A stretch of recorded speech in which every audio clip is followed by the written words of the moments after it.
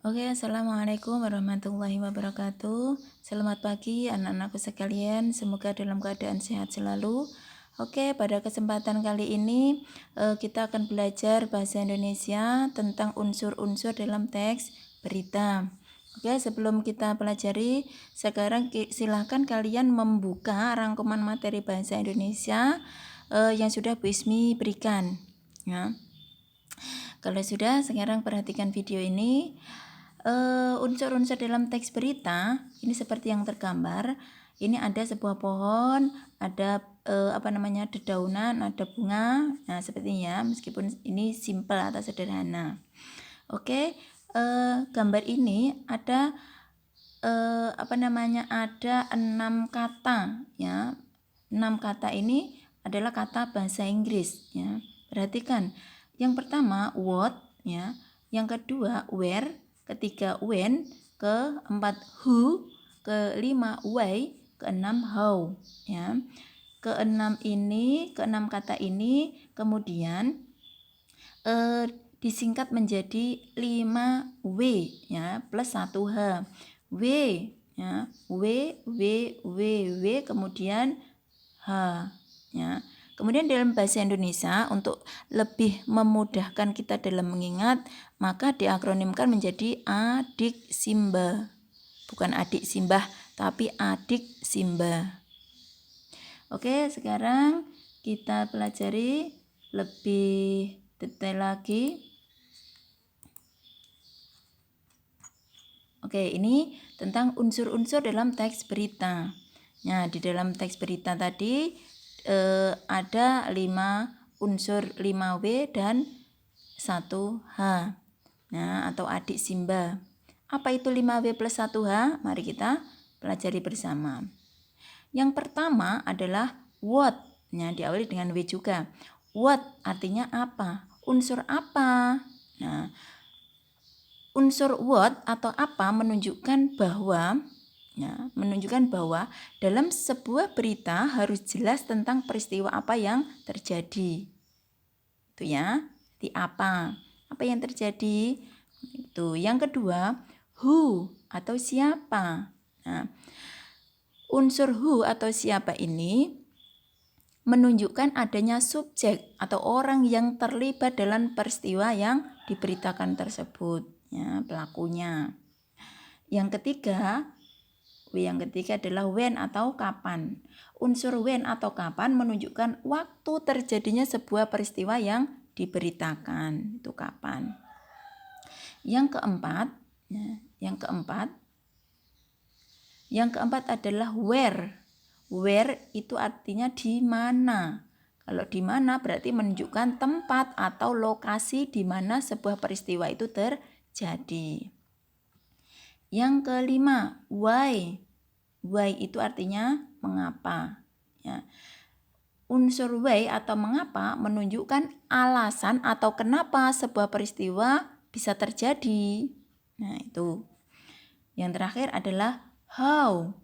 How atau bagaimana, ya, itu menjelaskan kronologis atau proses berlangsungnya sebuah kejadian atau peristiwa. Itu ya. Jadi unsur 5W plus 1H atau adik Simba ini. Ya, adik Simba, apa, di mana, kapan, siapa, mengapa, dan bagaimana. Itu akronim dari unsur 5W 1H. Oke ya. Ini ya 5W plus 1H. Oke, sekarang lihat contoh. Ya, lihat contoh. Ya. Contoh. Nah, ini ada teks berita. Ya, teks berita. Dalam teks berita ini mengandung unsur-unsur tadi 5W plus 1H. Mari kita uraikan. Paragraf yang pertama, ya. Paragraf yang pertama, 2 hari lagi tanggal 10 Februari 2008 tahun baru Imlek 2559 datang. Ini berarti sudah semakin dekat untuk mempersiapkan penyambutan datangnya tahun tikus dalam penanggalan Cina dengan meriah. Bagi warga etnis Tionghoa di Bogor, Jawa Barat, itu artinya sudah saatnya mereka membersihkan tempat ibadah seperti yang mereka lakukan di Vihara Danagun. Nah, satu paragraf ini ternyata mengandung 3 unsur berita. Unsur what, who, where. Nah, mana yang termasuk what? Nah, ini perhatikan. What tadi kan apa? Ya. Peristiwa apa yang terjadi? Peristiwa apa yang terjadi? Di sini ada tahun baru Imlek 2559 datang. Ini menjawab pertanyaan atau unsur what. Yang kedua, unsur who. Tadi adalah pelaku. Siapa yang terlibat? Oh, di sini yang terlibat adalah warga etnis Tionghoa. Ya. Kemudian yang ketiga, where itu adalah di mana. Di mana itu kaitannya dengan lokasi atau tempat. Di mana? Di Bogor, Jawa Barat. Nah, satu paragraf ini mengandung 3 unsur teks berita. Oke, paham ya? Kemudian untuk paragraf yang kedua, ya perhatikan. Puluhan warga bahu-membahu membersihkan ruang, perabotan, dan semua patung dewa dalam vihara tersebut. Patung-patung ini dimandikan secara khusus dalam sebuah ritual tahunan. Tak hanya itu, untuk memeriahkan acara menyambut Tahun Baru Cina, warga Tionghoa memasang pernak-pernik berbau Imlek di jalan-jalan kota Bogor. Nah, ini paragraf yang kedua ini ya, merupakan unsur berita how. Nah, karena di sini proses atau kronologis dalam peristiwa. Kronologis. Apa kronologisnya? Prosesnya? Ya, proses dalam penyambutan datangnya Imlek. Imlek tadi apa yang dilakukan? Nah, ini puluhan warga bahu-membahu membersihkan ruang perabotan dan semua patung dewa dalam vihara tersebut. Yang dilakukan yang pertama ini. Yang kedua, patung-patung ini dimandikan secara khusus dalam sebuah ritual tahunan. Yang ketiga,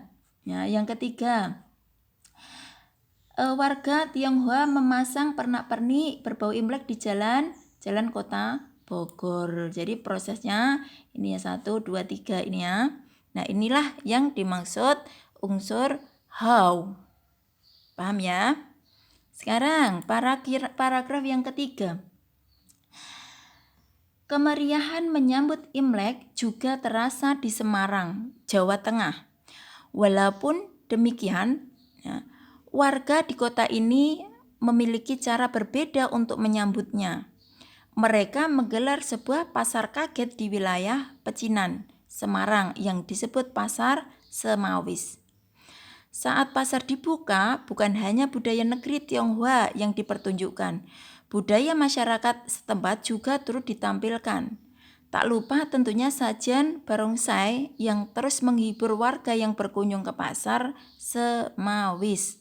Nah, paragraf yang ketiga ini ternyata mengandung 3 unsur, ya, 3 unsur dalam teks berita. Ada where, what, how. Mana yang termasuk where? Nah, where tadi menunjukkan menanyakan kaitannya dengan lokasi atau tempat. Ya. Di mana? Tempatnya di mana? Ya. Tempatnya di ini ya.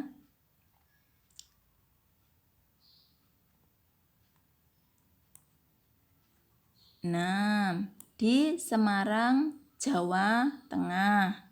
Nah, ini menunjukkan where. Ya. Kemudian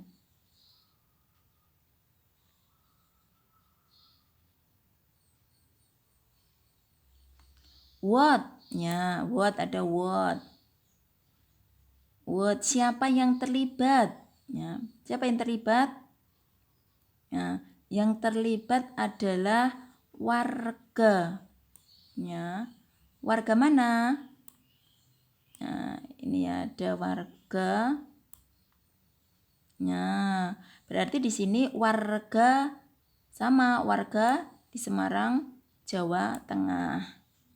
Nah, Kemudian how, bagaimana prosesnya ya dalam penyambutannya itu tadi. Nah, apa yang mereka lakukan? Nah, mereka menggelar sebuah pasar kaget di wilayah pecinan Semarang yang disebut Pasar Semawis. Itu untuk menjawab how, bagaimana. Oke, sampai di sini ya. Sudah paham ya? Ya. Oke, jadi ini ada 3 paragraf yang masing-masing mengandung unsur-unsur dalam teks berita. Oke, sampai di situ saja.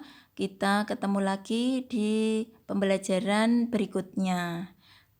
Sekian, semoga mudah dipahami. Kalian bisa mengembangkan sendiri untuk memudahkan dalam memahami materi unsur-unsur dalam teks berita.